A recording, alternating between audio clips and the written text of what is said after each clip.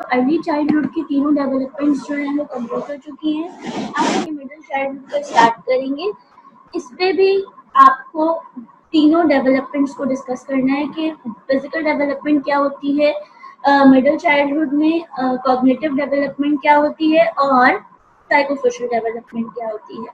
Physical development में जो changes आ रहे होते हैं वो स्लो और स्टेडी आ रहे होते हैं मिडिल चाइल्डहुड में।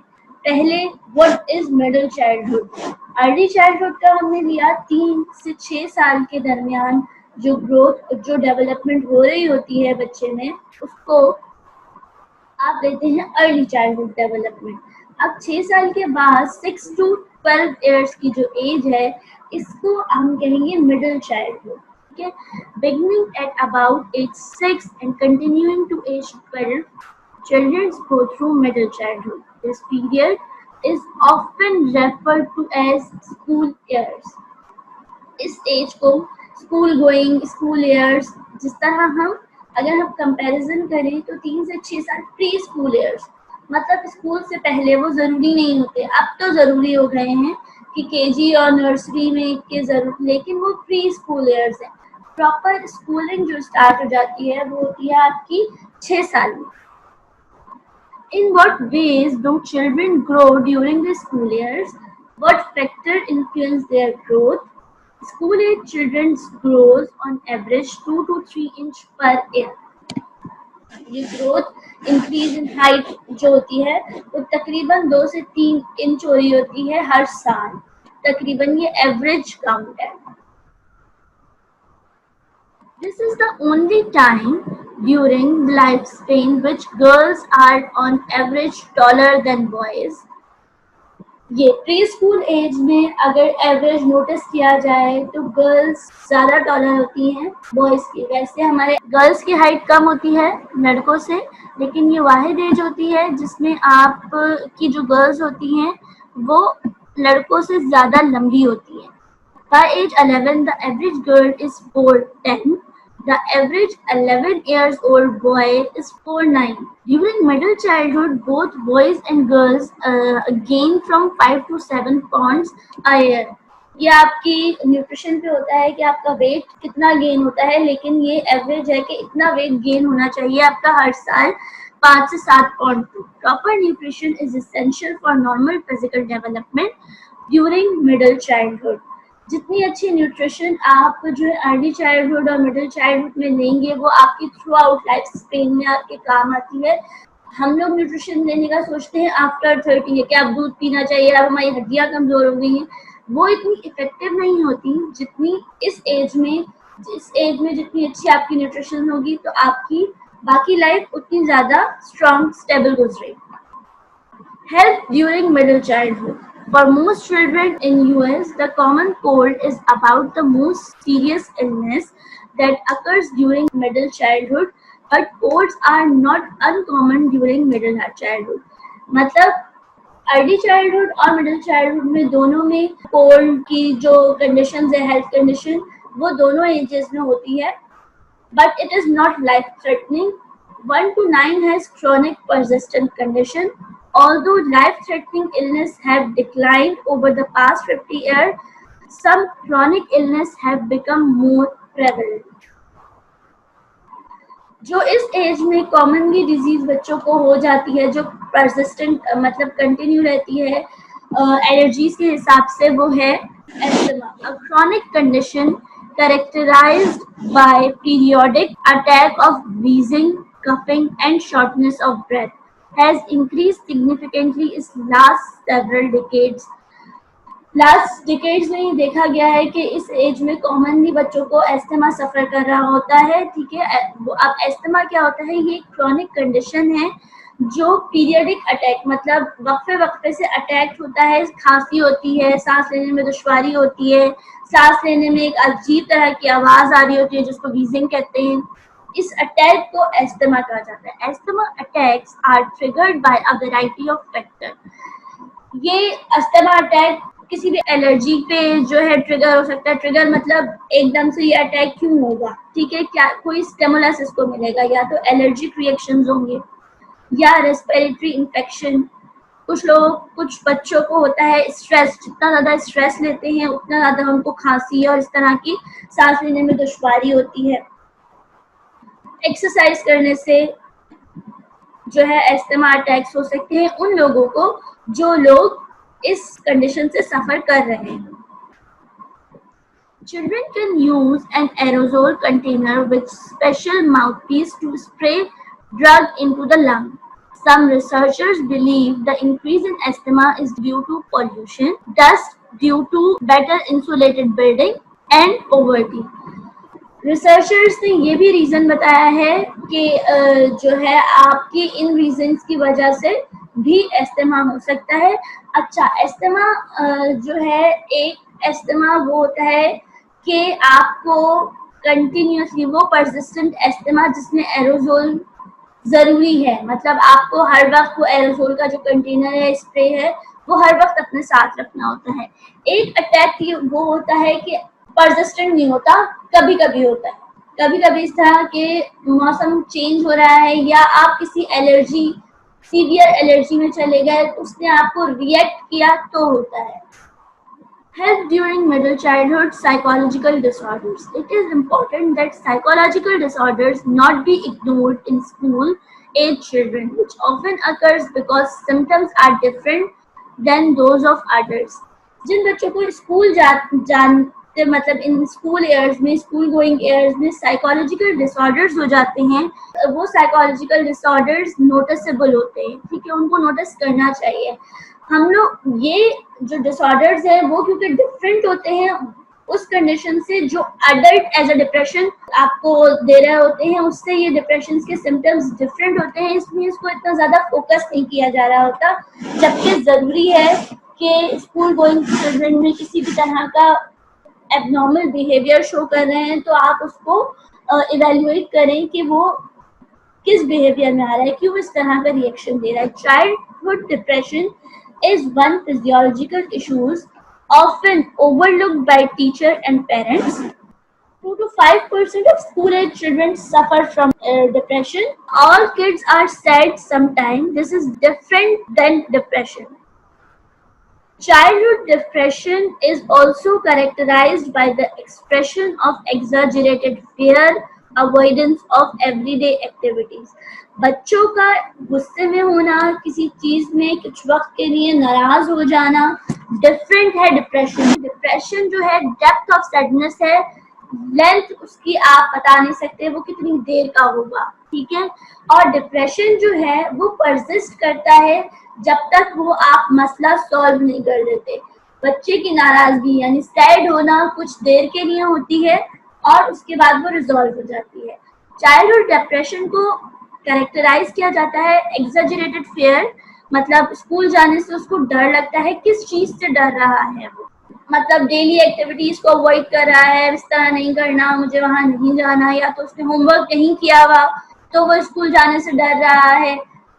क्यों ऐसा, स्कूल में क्या हो रहा है, चलो फिर पेरेंट्स कह देते हैं कि हम टीचर को इन्फॉर्म कर देंगे या हम नोट डाल देते हैं, लेकिन वो डिप्रेशन रिजॉल्व नहीं होता।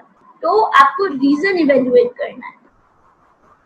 In older children, it may produce school problems and act of delinquency. It can be treated with a variety of approaches. Approaches to treating childhood depression. Psychological counseling, बच्चों से counselling करना। Counselling basically इस बात करना, evaluate करना कि मसला कहाँ है। ये बहुत इफेक्टिव होता है अगर आप प्रॉपरली डिस्कस कर रहे हैं। ड्रग्स जो यूज की जाती हैं वो कॉन्ट्रोवर्शियल है। About 2 lakhs Prozac prescription written in 1996 for kids aged to 12. Criticism not approved for use with children and teens. Lack of long-term effectiveness of drug. Consequence of developing brain lead to further drug use. Drugs का जो use है इस depression के लिए वो controversial है, ठीक है, कि कौन सी ड्रग इस तरह इफेक्टिव हो रही है बच्चों के डिप्रेशन दूर करने में। बेहतर ये है आप ड्रग्स की तरफ ना जाएं, काउंसलिंग की तरफ आ जाएं। Counselling is most effective. Visual impairment, auditory impairment, stuttering, speech impairments, 2 to 3 million school age children में speech impairment पाई जाती है। कुछ बच्चे प्रॉपरली लफ्ज प्रोनाउंस नहीं कर सकते, स्टटरिंग करते हैं। What is stuttering? स्टटरिंग एक वर्ड को खींचना, एम को खींचना, के उसको बोलना क्या है, मुझे, मैं, इस तरह के लफ्ज में मीम को खींच रहे हैं, that is called stuttering. Learning disability, difficulty in the acquisition and use of listening, speaking, reading, writing, reasoning और mathematical abilities, ये कहलाती हैं learning disabilities। के बच्चों को adopt करना मुश्किल हो रहा हो, उन लोग के सामने वाला बोल क्या रहा है वो प्रॉपरली सुन नहीं रहे, उसका जवाब उनको आता है लेकिन वो प्रॉपरली बोल नहीं पा रहे हैं, इस कंडीशन को आप कहते हैं attention deficit hyper activity disorder, इसको कहा जाता है डिसलेक्सिया। डिसलेक्सिया के बारे में ज्यादातर स्टूडेंट्स को पता होना चाहिए। Dyslexia attention deficit hyper activity disorder, basically देखने में वो बच्चा नॉर्मल और उसमें इस तरह की कोई कंडीशन नजर नहीं आ रही थी, लेकिन उसकी पेरेंट्स की नजर में वो फोकस नहीं कर रहा, जबकि वो फोकस भी करे तो उसको वो चीजें समझ नहीं आ रही। ठीक है, it is a learning disability marked by inattention, impulsiveness, a low tolerance for frustration and generally a great deal of inappropriate activity। ये हो गया डिसलेक्सिया। अब आ जाते हैं हम ब्रेन डेवलपमेंट, मतलब मोटर डेवलपमेंट किस तरह होती है मिडिल चाइल्डहुड में। मोटर डेवलपमेंट में आ जाते हैं हम ग्रॉस मोटर स्किल्स में किन चीजों में इंप्रूवमेंट आ जाती है मिडिल चाइल्डहुड। आपकी फ्लेक्सिबिलिटी इंक्रीज हो जाती है, बैलेंस, एजिलिटी, फोर्स, ये सारी चीजें इस एज में आके बीइंग अ चिल्ड्रन परफेक्ट हो जाती हैं। अगर आप डिवाइड करें तो 6 साल से 12 साल को कंपेयर करें तो डिफरेंस आएगा, लेकिन इस पूरे लाइफ स्पेन में 6 से 12 साल का जो अरसा है, 6 सालों में ये चीजें 12 साल तक पहुंचते पहुंचते परफेक्ट हो जाती। Fine motor skills, writing and drawing. Sex difference in motor development. Girls are better in fine motor skills. Boys are better in gross motor skills like sports, social environment, parental expectations, self-perceptions, coaching, media messages. Physical play development. Games with rules. जो games खेलते हैं बच्चे, इससे पहले जो games खेलते थे आपके अर्ली चाइल्डहुड में, उसमें प्रॉपरली कोई रूल्स को फॉलो करना भी होता था तो कर नहीं पाते थे। अब जो बच्चे की गेम खेल रहे हैं वो विद रूल्स खेल रहे हैं। रफ एंड टम्बल प्ले ज्यादा खेलते हैं। Video games, adult organise sports and physical education sport, ये सारे तरह के जो गेम्स हैं ये प्रॉपरली उनके रूल्स को फॉलो करते हुए इस एज के बच्चे इजीली खेल सकते हैं। अब आ जाते हैं हम कॉग्निटिव डेवलपमेंट। मिडिल चाइल्डहुड में कॉग्निटिव डेवलपमेंट किस तरह से होती है, तो according to Piaget's, the school age children enters the concrete operational stage, the period of cognitive development between 7 to 12 years of age। अब what is concrete operational? concrete operational होता है कि logical thoughts, logical relationship find out करना, किसी भी text में, किसी भी गेम में, किसी भी कोई भी आपके सामने कोई एक्टिविटी हो रही है उसमें लॉजिकल चीजें निकालना। Characterized by active and appropriate use of logic, children at this stage can easily solve conservation problem. Logic used over appearance, for example, whether the amount of liquid stays the same although poured into different shape of containers।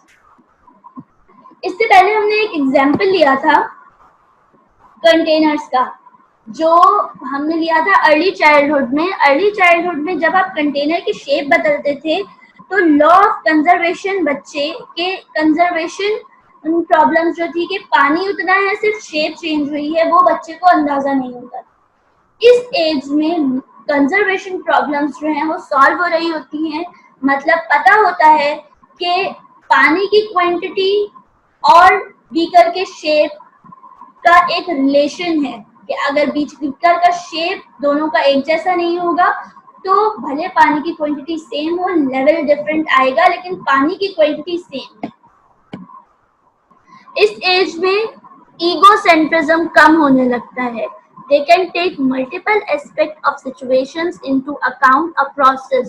Egocentrism कम होने लगता है, मतलब वो centre से displace हो रहे हैं। सेंटर से डिस्प्लेस कैसे हो रहे हैं? अपनी दुनिया, ईगोसेंट्रिज्म मतलब अपने इर्द गिर्द नहीं घूम रहे, अब वो एक्सप्लोर ज्यादा कर रहे हैं, तो सेंटर से हट जाना is called dysenteric. They attain the concept of reversibility, realizing that a stimulus can be reversed, returning to its original form. During middle childhood, cognitive advances continue and the development of concrete operational skills become more established. Children at this stage can understand such concepts as relationship between time and space. ये सारे relationship concrete operational stage में जब बच्चा आ जाता है तो वो logical thoughts के साथ वो रिलेशनशिप, चाहे वो रिलेशनशिप कंजर्वेशन प्रॉब्लम के हवाले से हो या टाइम एंड स्पेस के हवाले से हो, उसको अंडरस्टैंड करना शुरू कर देता है। अच्छा, जियोग्राफिक ओरिएंटेशंस कैसे होती हैं? मतलब ग्राफ्स और ये सब आपकी ओरिएंटेशन किस तरह होगी कि आप जियोग्राफिक को किस तरह इवेलुएट कर सकें बच्चे।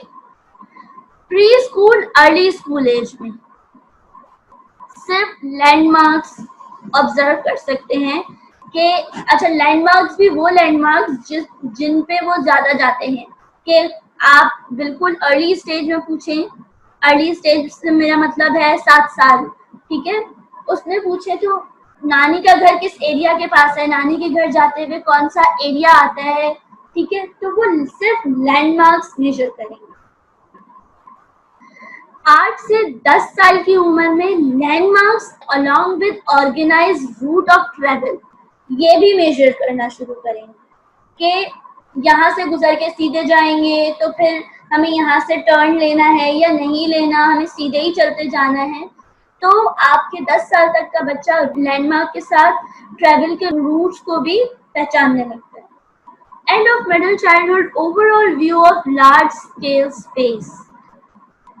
एंड ऑफ मिडिल चाइल्डहुड में आप उसको जियोग्राफी के किसी भी लैंडमार्क की प्रॉपर्ली जो स्पेस है कि कितनी स्पेस है और किस तरह का आपको जो भी इंफॉर्मेशन चाहिए, ही इज एबल के वो उसको अंडरस्टैंड कर सके। Attention in middle childhood, increase in information processing speed, gains in inhibition, both may be related to brain development. Attention become more, इस एज में बच्चों की अटेंशन जो है सिलेक्टिव हो जाती है, एडेप्टेबल हो जाती है और प्लानफुल हो जाती है। इस एज में अटेंशन आपकी अर्ली चाइल्डहुड में भी बहुत इंपॉर्टेंट थी, लेकिन इस एज में भी, इस एज के भी अर्ली पार्ट में मतलब 6 से 9 साल तक भी आपको अटेंशन रिक्वायर्ड होती है, ठीक है। Development of memory strategies, rehearsal, early grade school. Rehearsal क्या होती है? Repeating information to oneself, बार बार चीजों को रिपीट करना, रिहर्सल करवाना ताकि ये मेमोरी में स्टोर हो जाए। Organization, grouping related items together, same items को एक ही जगह ग्रुप करके ऑर्गेनाइज करना। Elaboration, creating a relationship between piece of information not the same category. Elaborate करना कि दो अलग चीजें, बिल्कुल दो चीजें हैं, उनको अलग अलग कैटेगराइज किस तरह करें। Knowledge based memory grows in middle childhood, expanded by exposure's opportunity, better organized, experiences are understanding concept, motivated learners acquire more retrieval skills, lead to greater academic success. जितनी ज्यादा फोकस्ड, एक्सप्लेनेबल और exposure understandable teaching होगी, उस पर जितना अच्छा focus करवा सकेंगे वो एकेडमिक सक्सेस की तरफ लेके जाएगा, ठीक है। Information processing and academic learning, reading, अब किस तरह इंफॉर्मेशन एकेडमिक लर्निंग किस तरह करवाएंगे? Reading, phonological awareness, information processing speed and practice contributes to reasoning skills, mix whole language and phonics. Again and again practice करवानी है कि फोनोलॉजिकल अवेयरनेस क्या है, फोनोलॉजिकल किसको कहते हैं, उसको किस तरह जान सकते हैं, ठीक है। बार बार प्रैक्टिस करवानी कि किस तरह आपकी रीडिंग स्किल्स अच्छी हो सकती हैं, और फिर रीडिंग स्किल्स को और फोनोलॉजिकल अवेयरनेस को टुगेदर करके आप किस तरह प्रेजेंट कर सकते हैं। लर्न मैथमेटिक्स में learn fact and skills through practice, reasoning strategies, blend drill and number sense approaches. ये सारी जो है मैथमेटिकल स्किल्स के हवाले से ये सब इस एज में आ जाती हैं। लेकिन अगर हम बात करें कुछ लोगों की जो इस एज में भी ये प्रॉपर्ली डेवलप नहीं कर सकते, फिर उनको कोई डिसऑर्डर है, ठीक है। उनको या तो अच्छा, एक होता है स्लो लर्नर, देर से सीखते हैं, उनको बार बार सिखाना पड़ता है। Genetics and IQ, genetics may account for some difference. Disagreement exists about interaction with environment. Adopting studies show influence of both. Ethics different may be more cultural than genetic, ठीक है। Language development, अब language की development किस तरह हो रही है? Vocabulary, grammar and pragmatism increase fourfold during school years, 20 new words a day. मतलब अर्ली स्कूल एजेस में 20 नए वर्ड बच्चों को सिखा सकते हैं। Grammar, master of complex construction, advance understanding on infinite phrase. फिर आप जब एज में आ जाते हैं 8 से 10 साल की एज में, तो आप उसको ग्रामर सिखाना शुरू करते हैं कि अब उसको ग्रामर आ जानी चाहिए कि किस तरह के फ्रेजेस अब यूज करने हैं। फ्रेगमेटिक्स क्या होता है? Adjust to people and situation, phrase request to get what they want. जुमलों में इस्तेमाल करना, फिर आप सिखाएं कि यहाँ पे कौन सा फ्रेज किस ग्रामर और वोकैब के साथ यूज होगा। Genetics of IQ, genetics of IQ में आपके IQ में जेनेटिक्स के हवाले से किस तरह का चेंज आ रहा है। आपके जेनेटिक्स डिपेंड करती है, एक आपकी जेनेटिक कोड पे, दूसरा आपकी जेनेटिक्स बेस करती है आपके पेरेंट्स से, क्या आपने पेरेंट्स से जेनेटिक्स में कितना IQ लेवल अडॉप्ट किया है। साइकोसोशल डेवलपमेंट, मिडिल चाइल्डहुड में साइकोसोशल डेवलपमेंट को कहा जाता है द लेटेंट पीरियड, ठीक है। इसको कहते हैं लेटेंट पीरियड, जिसमें ज्यादातर ट्रांजिशंस हो रहे होते हैं।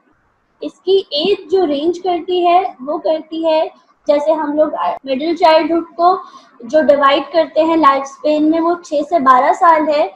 तो यहाँ पे हम मेंशन करते हैं 6 से प्यूबर्टी तक, मतलब मोस्टली ज्यादातर 12 से 14 साल की एज में प्यूबर्टी और प्यूबर्टी के साइंस जो है वो डेवलप होना शुरू हो जाते हैं। तो हम इस स्टेज को साइकोसोशली हम इसको 6 टू प्यूबर्टी तक कह सकते हैं, 6 साल से जब तक आप बालिग होना शुरू होते हैं। इरोजीनस जोन होता है, ये इरोजीनस जोन इसको इसलिए कहते हैं कि आप प्यूबर्टी के साइंस तो डेवलप हो रहे होते हैं, लेकिन जो आपकी सेक्सुअल फीलिंग्स हैं वो इनएक्टिव होती हैं। आप उस स्टेज में एंटर जरूर कर रहे हैं, लेकिन वो इमोशंस, वो फीलिंग्स डेवलप नहीं कर पा रहे। ड्यूरिंग डेवलप नहीं कर पा रहे का मतलब अभी वो स्टेज शुरू नहीं हुई है जिसमें आपको वो सेक्सुअल फीलिंग्स आती हो, ठीक है। During the latent period, the libido interests are suppressed. जो जैसे हम लोगों ने पीछे डिस्कस किया कि सेक्सुअल फीलिंग्स जो होती हैं वो इस स्टेज में इनएक्टिव होती हैं, तो इस पीरियड में आपका लिबिडो होता है, आप लिबिडो को डिफाइन करते हैं सेक्सुअल ड्राइव। आपको अपोजिट जेंडर अट्रैक्ट करने लगते हैं, लिबिडो उसको कहते हैं। आपको सेक्सुअल ड्राइव मतलब सेक्सुअल फीलिंग्स आ रही होती हैं, उसको कहा जाता है लिबिडो। तो इस स्टेज में लेटेंट पीरियड में जो सेक्सुअल फीलिंग्स हैं, जो लिबिडो है, वो सप्रेस होता है। वो फीलिंग नेचुरली इस स्टेज की नेचुरल फिनोमेना है कि अभी वो स्टार्ट नहीं हुआ, सप्रेस्ड है वो area. The development of the ego and superego contributes to this period of calm. ठीक है? What is ego? ईगो हम लोग पहले डिस्कस कर चुके हैं कि ईगो क्या है, ईगो सेंट्रिक क्या है, किसको कहते हैं ईगो सेंट्रिक. तो what is ego? A person sense of self esteem और सेल्फ इम्पोर्टेंस. सेल्फ स्टीम मैंने बताया था क्या होती है, मतलब ईगो का मतलब होता है वो सिर्फ अपने में रहना, अपनी इम्पोर्टेंस जताना. ठीक है? अब सुपर ईगो क्या होता है? Super ego is the part of person mind that act as self critical conscience reflecting social standards. मतलब आपको अपने आप को, मतलब आपकी ईगो इन्वायरमेंट में रहते हुए उस कॉन्सिक्वेंस के हवाले से क्या हो जाएगी, that is called super ego. वो भी इम्पोर्टेंस ही है अपनी, लेकिन उसमें आपके मैनर्स और जो कल्चरल नॉर्म्स हैं वो जो आप अपने पेरेंट्स से और अपने बड़ों से एनवायरनमेंट के हिसाब से सीख रहे होते हैं, उस लिहाज से अपनी ईगो को प्रिटेंड कर रहे होते हैं. This stage begins around the time that children enter into school and become more concerned with peer relationship, hobbies and other interests. ये वो टाइम होता है जिसमें, जो लेटेंट फेज है, ये वो टाइम होता है जिसमें बच्चे नए रिलेशनशिप्स, नई हॉबीज और नए इंटरेस्ट को डेवलप और एक्सप्लोर, मतलब बेसिकली ये अगेन एक एक्सप्लोरेशन का एरिया होता है कि इसमें आप नए लोगों से मिल रहे होते हैं, नए लोगों से किस तरह बिहेव करना है, किससे किस तरह की बात करनी है, किससे किस तरह का रिलेशनशिप. कोई बेस्ट फ्रेंड होता है, कोई जस्ट फ्रेंड होता है, किसी से कोई आपको अच्छा नहीं लगता, बस आप उससे बात नहीं कर रहे, ये आपके रिलेशनशिप्स है. The latent period is a time of exploration in which the sexual energy is still present, but it is directed into other areas such as intellectual pursuit and social interaction. This stage is important in the development of social and communication skills and self-confidence. ये जो आपकी stage होती है, ये बहुत important है आपका socially आपका कम्युनिकेशन स्किल्स डेवलप करने में, आपका सेल्फ कॉन्फिडेंस डेवलप करने में, क्योंकि जितना अच्छा रिस्पांस आप जो एक्टिविटी परफॉर्म कर रहे हैं उसमें अगर आपको पॉजिटिव रिस्पांस मिलेगा तो आपका कॉन्फिडेंस इंक्रीज होगा. अगर वो रिस्पांस जो है नेगेटिव की तरफ जाएगा तो आप उसको इस स्टेज में करने की कोशिश जरूर करेंगे अगर आपको पीछे से सपोर्ट मिल रहा हो, बैक सपोर्ट हो कि नहीं कर सकते हो, और इस तरह जिंदगी का हिस्सा है कि कभी बार बार ट्राई करने पे फिर एक काम होता है. हम लोगों ने जब डिवाइड किए थे स्टेजेस, तो हमने इस स्टेज को 6 से 12 साल की स्टेज को हमने डिवाइड किया था industry versus inferiority. What is industry versus inferiority? इस स्टेज में जितना कॉन्फिडेंस, जितना आप सोशली डेवलपमेंट अपनी स्किल्स को कर सकते हैं, अगर वो पॉजिटिविटी की तरफ जाएगी कि हर चीज पॉजिटिवली आपके हक में बेहतर होती चली जा रही है, तो आप प्रोडक्टिव बनते जाएंगे. मतलब इंडस्ट्री का बिहेवियर होगा कि आप प्रोडक्टिविटी की तरफ जाएंगे. वर्सेस इंफीरियोरिटी, अगर आपका वो जो भी प्रोजेक्ट है, जो भी एक्टिविटी है, वो उस लिहाज से नहीं हो रही जिस लिहाज से आपने उसको सोचा हुआ है, तो और आपको इस तरह का कोई पीछे से सपोर्ट करने वाला भी नहीं है, तो आप सिर्फ अकेले कर रहे हैं और वो नहीं हो रहा, तो आप इंफीरियोरिटी की तरफ चले जाएंगे. जिस तरह हमने पहले डिस्कस किया कि ये बेसिकली सेल्फ कॉन्फिडेंस के एरिया के लिए बहुत इम्पोर्टेंट है ये stage.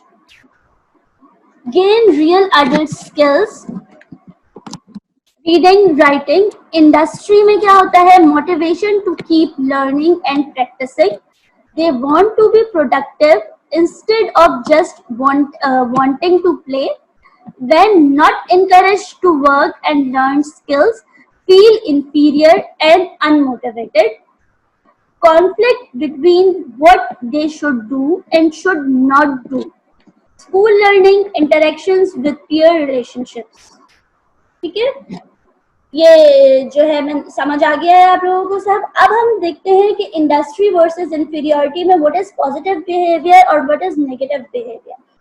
Industry versus inferiority, relish achievement and like to tackle challenging task. ये आपका पॉजिटिव बिहेवियर आएगा कि आप कुछ कोई चीज अगेन एंड अगेन कोशिश कर रहे हैं चैलेंजिंग टास्क को करने की, कि वो फिर प्रोडक्टिविटी की तरफ जाए, प्रोडक्ट मतलब सक्सेस की तरफ जा रहा होगा, तो आपका वो पॉजिटिव बिहेवियर शो करेगा। feels negative industry versus inferiority, feels inadequate, incapable and estranged, lack ambitious। अगर वो टास्क जो चैलेंजिंग टास्क है वो कंप्लीट नहीं हो रहा और आप उसको कर रहे हैं, या तो अकेले कर रहे हैं या आपको उसमें मोटिवेशन नहीं मिल रहा है, तो आप उसको इंफीरियरिटी की तरफ चले जाएंगे, बैड फीलिंग आएगी आपको, आपको लगेगा कि you are not capable to do this, इस तरह का कोई एम्बिशियस चीज आप कर नहीं सकते। अब हम आ जाते हैं what is moral development. Moral development किस तरह होती है? मॉरल डेवलपमेंट को दो लेवल्स में डिवाइड किया हुआ है। एक है लेवल 1 प्री कन्वेंशनल मोरालिटी और लेवल 2 को कहते हैं conventional morality. Pre conventional morality में होता है right and wrong determined by reward. इस स्टेज में क्या होता है कि आपको कोई भी सही या गलत चीज कर, आपको पता चलता है कि सही चीज क्या है और गलत चीज क्या है, आपको इस बात का अंदाजा होता है, या तो आपको रिवॉर्ड मिल रहा होता है या पनिशमेंट मिल रही होती है। अगर रिवॉर्ड मिल रहा होता है तो पता चल जाता है कि ये आपका सही चीज है, अच्छा काम है। अगर आप उसको उसी काम के लिए पनिशमेंट मिल रही है तो समझ आ जाता है कि जो है ये काम सही नहीं है, मुझे नहीं करना चाहिए। अच्छा, प्री कन्वेंशनल मोरालिटी को अगेन दो स्टेजेस में डिवाइड किया है जो अभी डिस्कस की है हमने। Stage 1 punishment, whatever lead to punishment is wrong. Stage 2 reward, the right way to behave is way that is rewarded. फिर लेवल 2 का आता है conventional morality, views of other matter, avoidance of blame, seeking approval. इसको भी दो stages में divide किया है, लेकिन अगर हम स्टेज को इस तरह प्री कन्वेंशनल और कन्वेंशनल के हिसाब से देखें तो दो स्टेजेस, एक पनिशमेंट हो गई, एक रिवॉर्ड हो गया। ठीक है, अब हम तीसरी स्टेज में जब जाएंगे तो वो कहलाएगी stage 3 good intentions, behaving in a way that confirm to good behaviour. Stage 4 होगी obedience to authority, importance of doing one's duty. मतलब आप अपनी अथॉरिटी, आप जिसके अंडर काम कर रहे हैं, मतलब जिस एनवायरनमेंट में काम कर रहे हैं, उसकी इम्पोर्टेंस क्या है। ठीक है, ये हो गया आपका मॉरल डेवलपमेंट। ठीक है, अच्छा मैंने आपको बताया था कन्वेंशनल स्टेज में आपको पता चलता है कि व्हाट इज राइट और रॉन्ग, रिवॉर्ड पनिशमेंट के हवाले से। कन्वेंशनल मोरालिटी में पता चलता है आपको दूसरों के व्यूज से, दूसरों के मैटर के वो किस तरह आपको देख रहे हैं, किस तरह का आपका बिहेवियर है, उस लिहाज से आपको किस तरह अज्यूम कर रहे हैं, आपके बारे में क्या जजमेंट कर रहे हैं। तो उस हवाले से आपकी स्टेज 3 गुड इंटेंशंस और स्टेज 4 ओबीडियंस टू अथॉरिटी हो जाता है। ठीक है, ये सब था आपका about psycho social development in middle childhood. तो हम लोगों ने मिडिल चाइल्डहुड की तीनों डेवलपमेंट्स वो डिस्कस कर ली हैं।